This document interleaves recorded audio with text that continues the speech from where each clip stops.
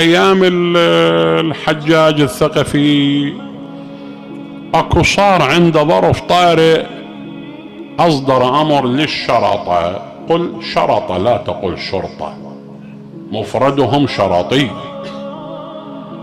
أصدر أمر للشرطة قال لهم أي واحد يتجول بعد المغرب، بعد صلاة المغرب جيبوه. فرجعوا الشرطة لقوا اثنين يمشون، جابوهم للحجاج. الحجاج شو يسوي؟ ما عنده غير القتل.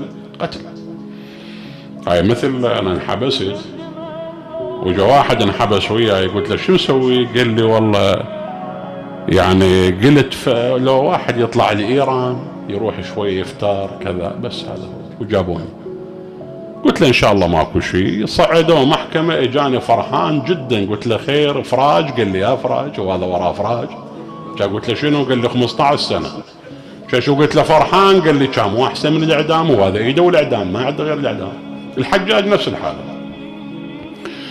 جابوا له ذول الاثنين قتلهم، جابوا له واحد قتله.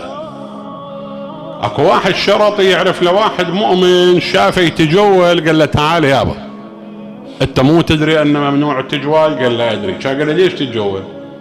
قال له مو صار عندي امر ضروري. قال له هو الحجاج يعرف ضروري؟ قلت تعال خلنا اوديك له.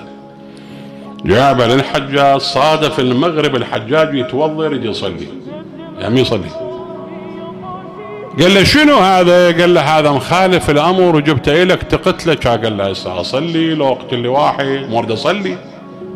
قال له وين اودي هذا؟